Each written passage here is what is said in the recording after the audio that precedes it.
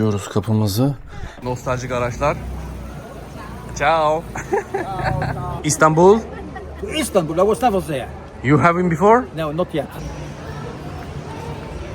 Bolonya'da tam 62 kilometre boyunca arkadaşlar ıslanmadan, yağmurda, çamurda, güneşte Avrupa Birliği ve İtalyan bayrağı. O ne lan, ne oluyor? Taş sütunlarla desteklemişler ve böyle yürüyüş yolları oluşturmuşlar dükkanların önünde. İnanılmaz bisiklet ve motosiklet kullanımı var bu arada. 62 kilometre uzunluğunda portiko var arkadaşlar. Akıyor. Muhteşem. Samosa 3,5 euro arkadaşlar. You wanna come inside? I wanna go outside, right? Gracias, thank you very much. Karpuzun kilosu 1 euroymuş. Bayağı bir vintage. Tarihteki tüm margarita 5 euro diyor. Zeytinyağı dondurma yediniz mi hiç? Bu şekilde 3 euro arkadaşlar. Şu güzelliğe bakar mısınız? Şu köşe başında. Dünyada eğitim nerede başladı arkadaşlar? Bolonya'da. Tam bu arkamdaki kapı işte Bologna Üniversitesi. Yaklaşık 1000 senelik bir üniversite. Öğrenci şehri. Asinella karşımızda. Şu Carrefour Express'lerden var. Bologna'nın simgelerinde bakın hemen arkamda. Gerçekten inanılmaz eğim var yani. Ev yemekleri tarzı bir yer herhalde burası. İstanbul kebap. Nerelisiniz? Adıyaman. Sokak pazarımız. Akşam yemeği saati artık. Bolonya'nın simge yerlerinden birisi bu Tamburini. Piazza Maggiore, Maggiore meydanına geldim. Eski İtalyan filmlerini, nostaljik filmlerini burada toplanıp hep beraber izliyorlar. Abimiz de burada konser veriyor. Bu arada karşıda Ekrem İmamoğlu şu anda arkadaşlar. Çok şaşırdım. Ben de sizle beraber gördüm şu anda. Save Gazze diyor. Gazze'yi kurtarın. İsrail aleyhine bir şey var. Hemen solunda da Ekrem İmamoğlu ile ilgili bir şey var. Şöyle yakınlaşayım biraz daha. Venedik tarzı pencereler. Mimari yapılmış. Diğer tarafta Bologna tarzı. İkisini bir arada şöyle görebiliriz.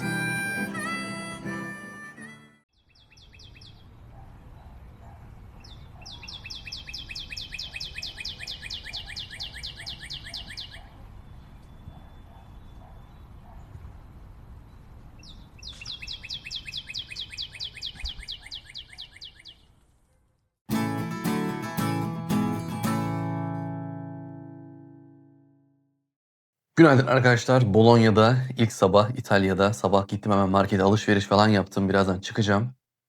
Böyle bir ton balıklı fasulye yiyorum şu anda. Zeytin ve mükemmel bir çay. Ton balıklı fasulye yememiştim hiç sabah. Şu an onu deneyimliyorum. Kaldığım yer inanılmaz sessiz. Kuş cıvıltıları geliyor mu bilmiyorum. Şöyle mikrofonu bir... Bakın. Muazzam kuş cıvıltıları geliyor. Ton balıklı fasulyeye bayıldım. Daha önce pastırmalı, sucuklu mucuklu yemiştik ama valla ton balıklı tavsiye ediyorum. Mükemmel. Bunun kirası arkadaşlar 62-63 euro. Ama burada 2 kişi kalınabilecek bir yer burası. Çamaşır makinesi, ocağı, buzdolabı, normal bir ev gibi. Şu ana kadar her şey yolunda, gayet güzel gidiyor. Kaldığım yer güzel. Bakalım, heyecanlıyım. Şimdi yemek yiyeceğim. Daha sonra şehri gezmeye doğru çıkacağız.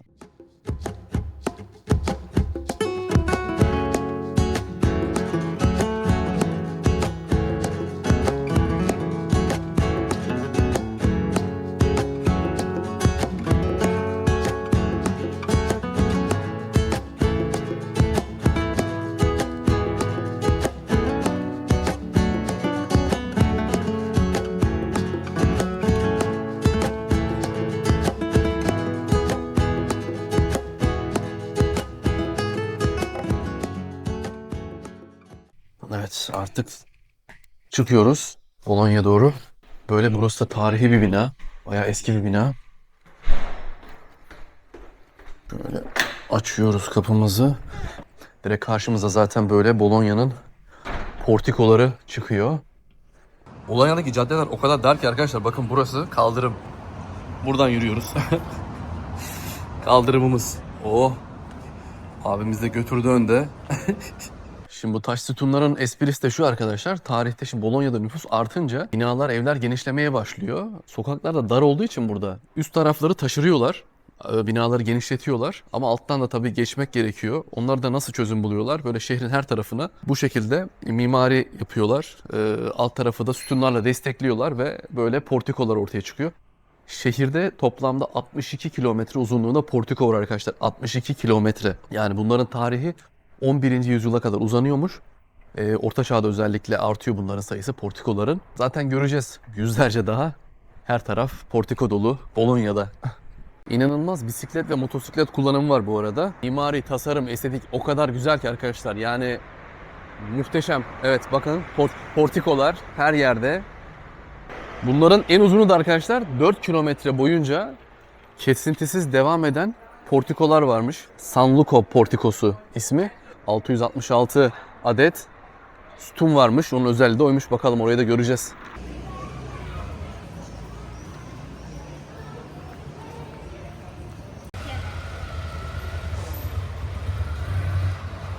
Bologna sokaklarında çok güzel araçlar da görüyoruz. Nostaljik araçlar. Ciao. Selamlaştık. Çok güzel bir nostaljik araba. Şimdi bu arabayı tekrar gördüm arkadaşlar. Abimiz de burada başında bekliyor. İstanbul. To Istanbul, I was never there. You have been before? No, not yet. What do you know about Turkey, Istanbul? Tell me one I thing. know that it's two, where the east and the west meet in one. Yes, in the connection, yeah, bridge. Thank you very much. But I think if you wait more here, you earn money with this. Arkadaşlar bakın, bizle beraber başladılar çekim yapmaya. Hadi gidelim. Şu güzelliğe bakar mısınız? Şu köşe başında, şu yazıların puntosundan tutun tabelasına, çiçeklere. Yani o kadar hoş, o kadar şık gözüküyor ki. Gerçekten. Çok güzel yapmışlar. İçeriye doğru geçelim bakalım. İçerisi de gayet güzel.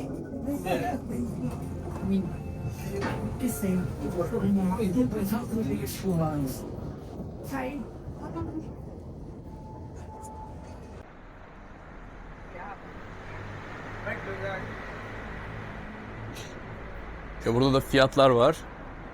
3 euro, 4 euro, 5 euro civarında böyle bir kafeteryada fiyatlar, kahveler. Güzel, huzurlu bir ortamda kahvelerini yudumluyorlar. Burada da böyle bir vintage bir mekan var. Bayağı bir vintage. Tarihteki tüm iç çamaşırların gelişimi mi?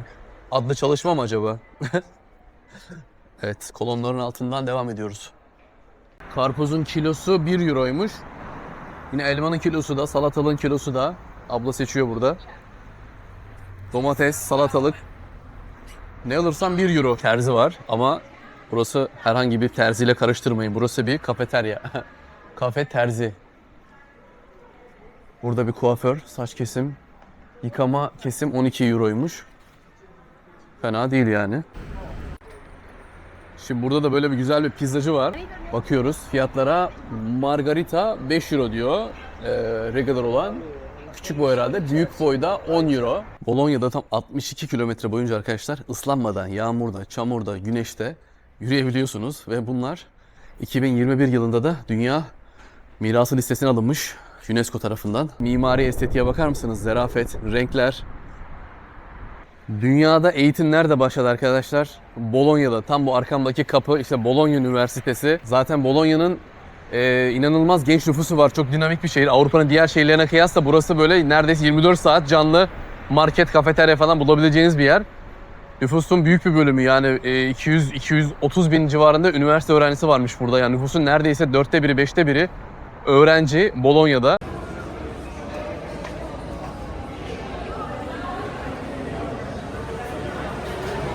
Yaklaşık 1000 sene önce arkadaşlar 1077 yılında açılan bu eğitim kurumu günümüze kadar geliyor. Bologna Üniversitesi tarihteki dünya üzerindeki ilk üniversite. Şimdi o üniversite avlusundayım. Evet, öğrenciler böyle ayaküstü sohbet ediyorlar. Sağ tarafta bir kütüphane varmış. Üniversitenin içerisinde. Bakar mısınız? Tarihten kalan günümüze kadar gelen eserler de var. Üniversitenin içerisinde. Burada ne var? Gardino Inverno. Ha burası İtalyanca bu kış bahçesi. Kış bahçesiymiş arkadaşlar burası. Yalnız muhteşem yapmışlar içeriği. Güzel yapmışlar duvarları falan. Oo burası daha da güzel. 360 derece yapmışlar. Böyle her tarafı boyamışlar. Bolonya'nın tarihini tasvir etmişler. Yani böyle bir yemekhane gibi bir yer mi? Burada böyle yemekler, pastalar, börekler falan var. Şimdi asıl bahçe, asıl buraymış arkadaşlar. Olay buradaymış ya. Şu güzelliğe bakar mısınız? Yeşillik. Vallahi binaların mimarisi, zarafeti çok güzel. Burada banklar da yapmışlar ağaçların ortasında. Ya üniversite dediğim böyle işte. Hem tarih hem eğitim. Şöyle arkalara doğru devam edelim bakalım. Ya alabildiğince üniversitenin içi öyle bir yeşillik ki. Burada bir havuz var. Ufaktan. İçeride öğrenciler bir şeyler yapıyorlar. Burası böyle bir kulüp gibi bir şey galiba. Burada bir kapı daha var. Süper ya. 1077 yılında arkadaşlar, dile kolay, yaklaşık 1000 senelik bir üniversite. Gerçekten onun bahçesindeyim şu anda. Dünya üzerindeki ilk eğitim kurumu üniversite. Bologna Üniversitesi'nin bahçesi. Yeşilliklerin içinde. Güzel bir nostalji. Binaların rengi. Şu kaldırım taşlarını bile öyle güzel döşemişler ki bakın. Rastgele yaşamamışlar bu hayatı yani. Şu güzel kuş cıvıltıları arasında arkadaşlar huzur, gerçekten huzuru kokluyorum. Yalnız yarım saat falan takıldım. Bunlar kapatmışlar kapıları. Burada içeride de öğrenciler var. Gerçi kapatmaları imkansız ama bilmiyorum, bunlar çıkması gerekiyor. Şimdi ben buradan girmiştim. Bakın burayı da kapatmışlar. Burada kaldım. Ulan vallahi bunları da kapatmışlar. Hepsini gitmişler ya. Ne güzel övdük buraları böyle güzel diye. Burada kaldık. Nasıl çıkacağım ben buradan şimdi? Bakayım şu kapılar açık mı acaba? Yani... Yok vallahi kapatmışlar ya. You wanna come inside? I wanna go outside, right? Well, I think you can actually enter the building. I checked the other side. Because I got inside other side. Evet şu anda evet. Grazie. Birisi geldi açtı sonra grazie, thank you very much. Bakın arkadaşlar burası, şu karşıdaki yer üniversitenin öğrenci yurdu. Böyle arkadaşlar takılıyorlar. Thank you very much. Her adıma tarih kokan bir üniversite. Yukarı doğru şimdi çıkacağım. Burada da bir arkadaşımız hello çalışıyor. Sağda solda böyle çok güzel eserler var. 1000 yıllık hatırat. Şimdi az önce de buradaydım arkadaşlar. Avludaydım bakın.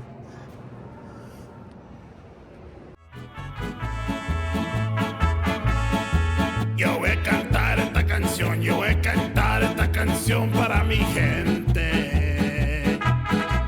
Con una pasión tan fuerte. Ay, ay, ay, ay, ahora sigo cantando. Tarih, estetik, mimari bir arada arkadaşlar. Burası da bu girdiğim yerde zaten şeymiş. Bakın bu arkamda da yazıyor. Rektörlük binasıymış burası. Bu girdiğim yer. Yani kimse burada bir şey sormuyor, bir şey etmiyor. Kimlik kontrolü yok, güvenlik, cart, curt, zart. Geldim normal bir müze gezer gibi. Turist olarak gezdim. Bakın arkadaki arkadaşımız ders çalışıyor. Kimisi muhabbet ediyor, sohbet ediyor falan. Gayet güzel bir ortam. Üniversiteden doğru çıkacağım. Şimdi buradan nereye geçeceğim? Garisenda ve Asinelli kulelerine geçeceğim. Bolonya'nın en yüksek tepeleri. Evet, çıkıyorum artık üniversiteden. Üniversitenin tarihi kapısından 1000 yıllık çınar. Bakın öğrenciler böyle bisikletlere de geliyorlar. Buraya park ediyorlar. Süper.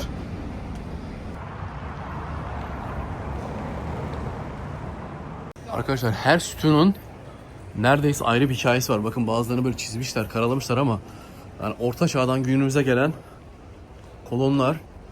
Bakın şu daha net gözüküyor. Hepsinin ayrı bir hikayesi var. Genç nüfus yoğunluğu o kadar fazla ki arkadaşlar burada yani geç saatlerde bile böyle normalde Avrupa'da çok görmezsiniz.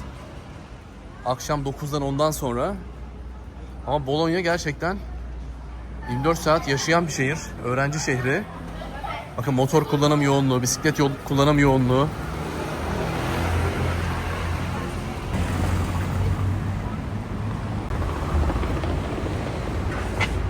İşte 100-200 metre sonra varmış olacağım. Asinella karşımızda. Tam 497 basamağı varmış arkadaşlar bunun. Şimdi birçok yerde de burada Bologna'da şu Carrefour Express'lerden var. Geç saatlere kadar açık duruyor. Dedim ya, burası normalde Avrupa'nın diğer şehirlerinde, Almanya, İtalya'nın başka şehirlerinde de öyle. Yani çok fazla market falan bile bulunamıyor geç saatlerde, akşam 8'den 9'dan sonra, ama bakın burada çalışma saatleri saat 10'a kadar açıkmış burası. Dün akşam bir tane gittim ben. Orası da saat gece 1'e kadar açıktı. Yine Carrefour Express'ti. Dediğim gibi genç nüfus fazla olduğu için burada, üniversite şehri burası. Çok kafe, restoran, marketler falan açık oluyor gece geç saatlere kadar. Burası da Jerusalem sokağıymış arkadaşlar. Bakın, Kudüs sokağı Bologna'da. Şimdi bu taş kemerler arkadaşlar tarihi Orta Çağ'a kadar uzanıyor. Yani bu taş kemerlerin birçoğunun 400-500 yıllık yaşı var diyebilirim. Hepsi birbirinden farklı şeylerde yapılmış. Fresk olanlar var, sade olanlar var.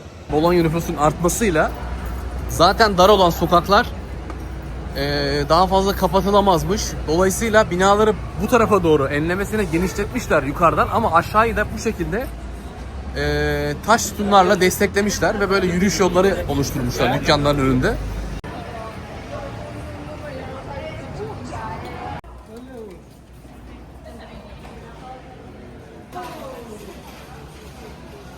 Neredeyim? Asinelli ve Garisenda kulelerinin hemen önündeyim. Bologna'nın simgelerinde. Bakın hemen arkamda. Bu Pisa Kulesi gibi eğik olan, bu da Asinelli. 497 metre tam uzunluğunda. Şimdi oraya çıkabilirsem çıkacağım. Çıkış ücreti 5 euroymuş. Arkamdan herhalde şey yapılıyor, giriliyor. Otobüs bize çarpacak bu arada.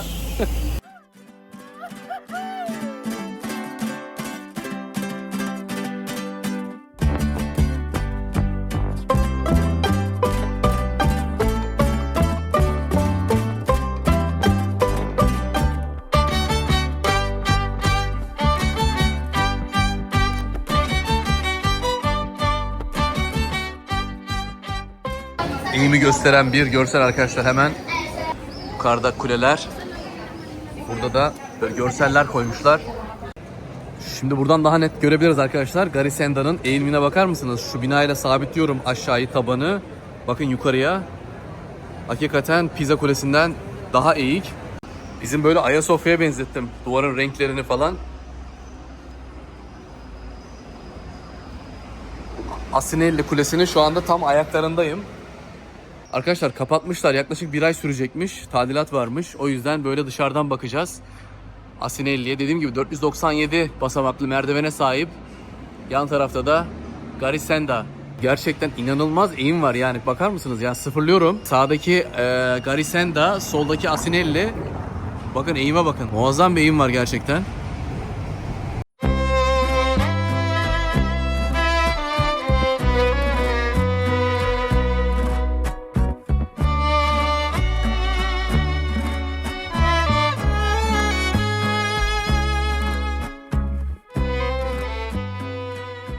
Ev yemekleri tarzı bir yer herhalde burası böyle. Bunun kilosu 20 euroymuş. Burada böyle bezelyeli bir şey var. 21 euro. Salataların kilosu 25. Abimiz yapıştırıyor şu anda pakete.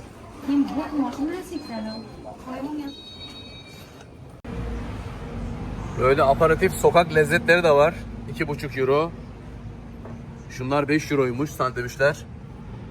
Burada yine farşita diye bir şey var.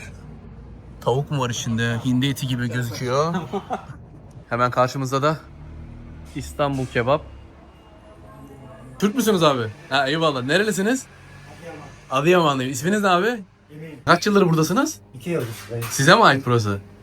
Kuzenime ait. Var mı başka Türk şeyleri Bologna'da? Aynı şube var. Ha, sizin aynısı. Arka tarafında, evet evet. Ha. Ya da Karaçi. Adıyaman'dan buraya mı geldiniz? Evet. Direkt. İstanbul'a uğramadan. İstanbul'a uğradık. Uğradık tabii. Uğramaz mı? Nasıl abi, işler güçler her şey yolunda mı? Çok şükür. Her şey yolunda. Vallahi güzel ya. Burada Türk nüfusu nasıl? Öğrenci çok. Öğrenci çok. Türkiye'den öğrenci çok geliyor. Bolonya'da Bologna Üniversitesi eski bir üniversite. Evet evet. Bayağı eski. 1088 yılında açılmış. Evet evet. O yüzden öğrenciler tercih ediyor. Evet Bir de evet. şehir, canlı şehir. Tavuk. Normal tavuk döner 6 euro. Menüyle alırsanız patatesli kolayla 10 euro. Falafel var. Yine menüsü 10. Normal 6.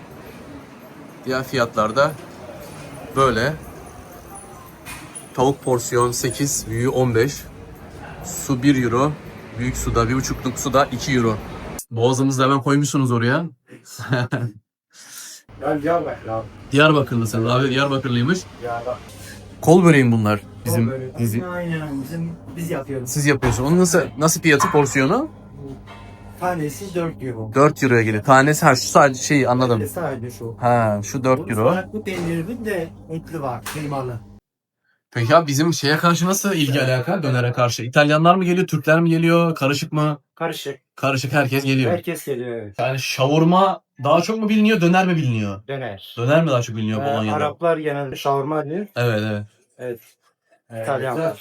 İtalyanlar döner olarak biliyor. Tabii, aynen. Eyvallah. Döner çok güzel, çok beğeniyorlar. Tavuk ve hindi karışımı. Evet, aynen.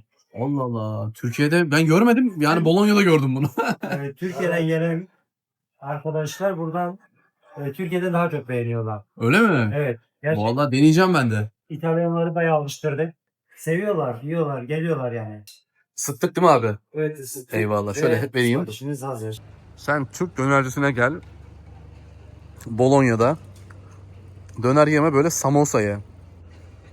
Sri Lanka lezzeti inanılmaz güzel arkadaşlar. İçinde kıyma, patates ve peynir var. Muazzam gerçekten. Akıyor.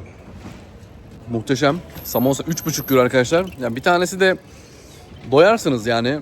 Götürürsünüz ama 2 tane de yenir. Yani 2 tanesi ne yapıyor? 7 euro. 7 euroya böyle bir öğün 2 öğün götürür sizi yani.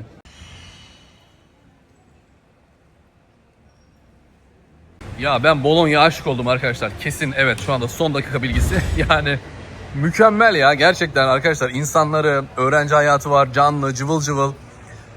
Yani binalar zaten estetik, sanat zaten tartışılmaz. Tarih. Bakın ablamız bisikletine binmiş gidiyor ne güzel. Vallahi her köşesi, her sokağı, her yeri ayrı bir hikaye. Ben çok sevdim burayı. Ve sokak pazarındayız arkadaşlar. Ne alırsam 5 euro, ne alırsam 1 euro, 2 euro. Bolonya'da bildiğiniz sokak pazarımız. 3 euro, 4 euro, 5 euro. Bu gördüğünüz her şey. Şunlar mesela 6 euroymuş ne alırsan. Burada.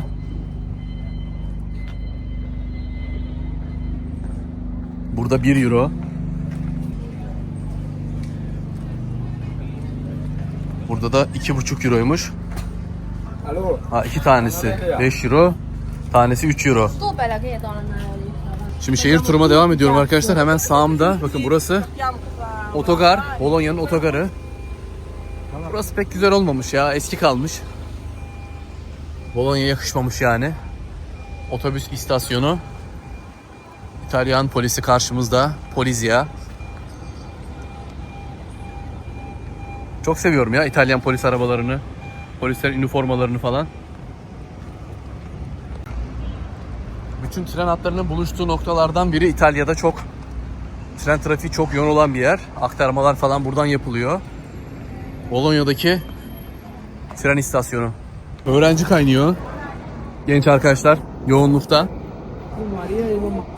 Memleketine giden, gezmeye giden.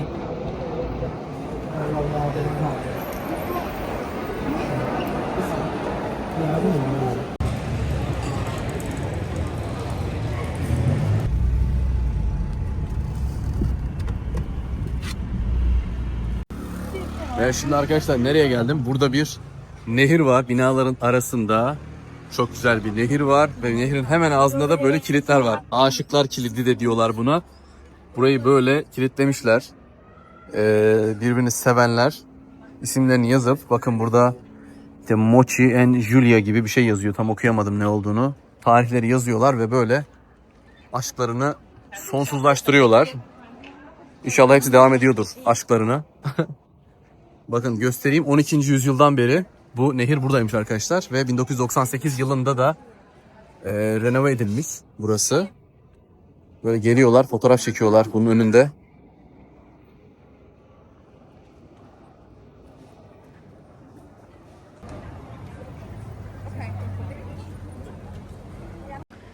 O aşıkların kilitlediği yer vardı ya arkadaşlar. Nehrin hemen üstünde, bakın onun tam ters tarafa geldim şu anda. Oradaydım. Bu tarafa geçtim.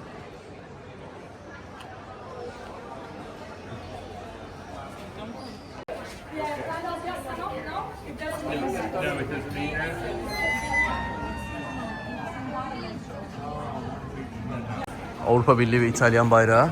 O ne lan, ne oluyor? Ha. Allah Allah, geliyorlar, devam ediyorlar. Lan mevzu var sandım ha.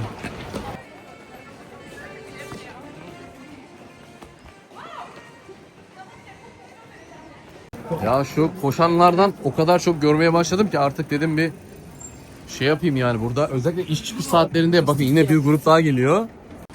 Şimdi artık yavaş yavaş akşam oldu arkadaşlar. Güneş batmak üzere. Bir kitapçı gördüm burada. Kapatmak üzereler. Şimdi kepengi indirdiler. Temizlik yapıyorlar. İçeriden o kadar güzel kitap kokuları geliyor ki arkadaşlar. Kitap kokar mı ya? Gerçekten kitap kokuyor yani. Sayfaların kokusu vardır ya. Yani şuraya kadar geliyor gerçekten. Muhteşem yapmışlar. Böyle restoranlarda falan yaparlar ya, canımız çeksin diye. Burada da kitap severlerin canı çeksin diye yapmışlar herhalde.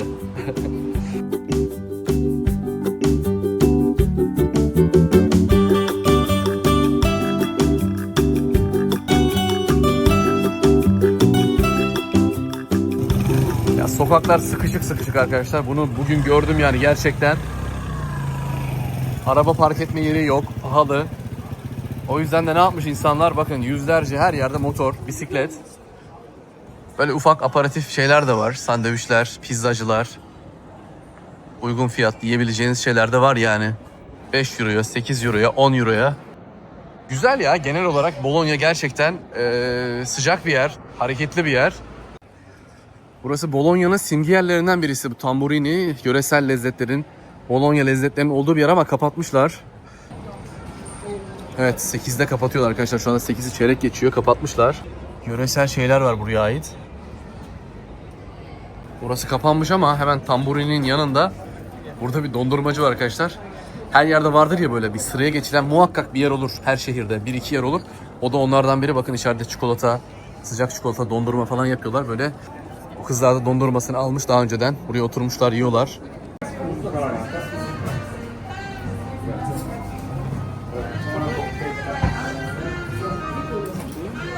Zeytinyağlı dondurma yediniz mi hiç? Gelato'da İtalyanca'da dondurma demek. Yoğunluğu %75'miş. Buradakinin de %82 diyor. Böyle yoğunluklarını da yazmışlar, çikolata yoğunluklarını. 6-7 euro, 5 euro civarında da fiyatlar var.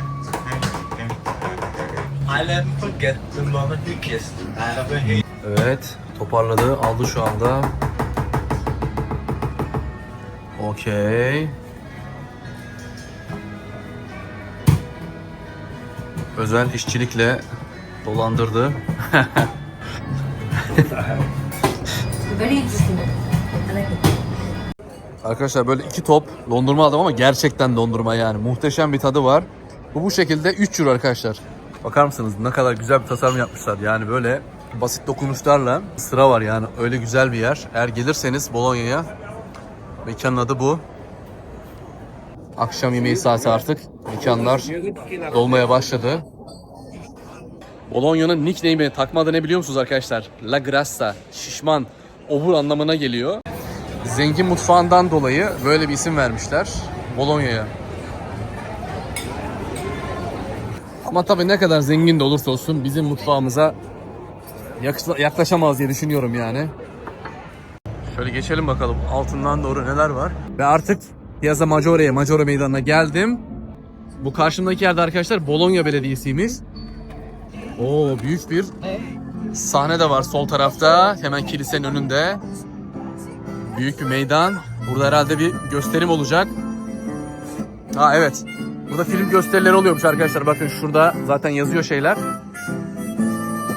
Eski İtalyan filmlerini, nostaljik filmlerini burada toplanıp hep beraber izliyorlar. Kimileri de burada yemeklerini yiyor, kahvesini içiyor, içkisini içiyor, yudumluyor. Abimiz de burada konser veriyor. Aa, bu arada karşıda Ekrem İmamoğlu şu anda arkadaşlar, çok şaşırdım. Ben de sizle beraber gördüm şu anda. Gerçekten bakın, belediye binası burası. Hemen Save Gazze diyor. Gazze'yi kurtarın, İsrail aleyhine bir şey var. Hemen solunda da Ekrem İmamoğlu ile ilgili bir şey var. Şöyle yakınlaşayım biraz daha. Evet, Ekrem İmamoğlu'na özgürlük diyor. Ekrem İmamoğlu libero. Libero İtalyanca'da özgürlük demek. Bakın Bologna Belediyesi'nin hemen önünde. Valla çok şaşırdım. Bir anda Ekrem İmamoğlu çıktı karşıma. Müzik çalıyordu. Sokak sanatçısı. Şöyle biraz daha yakınlaşayım.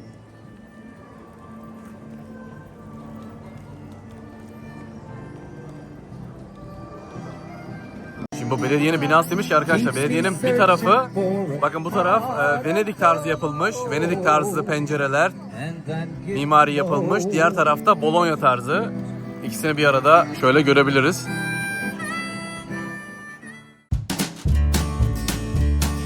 Güzel, sıcakkanlı insanlarıyla, harika lezzetleriyle cadde, sokak, çarşı, pazar hep beraber gezdik. Beğendiysen beğenmeyi, yorum yazmayı, bildirim zilini açmayı ve takip etmeyi unutma lütfen. Şimdi biraz dinlenelim. Yine İtalya'da Bologna 2. bölümde görüşmek üzere.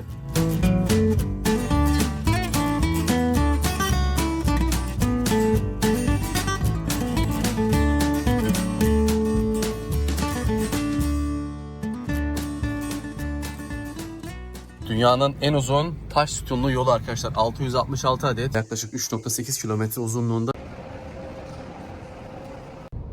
Arkadaşlar Türk bayrağımız balkonda. 1100. yılda, 1180. yılda milattan sonra Ayasofya Camii'nden alınıp buraya getiriliyor. Muhteşem bir manzarası var gerçekten. Büyüleyici bir katedral. Thank you very much. It was brilliant. Delicious.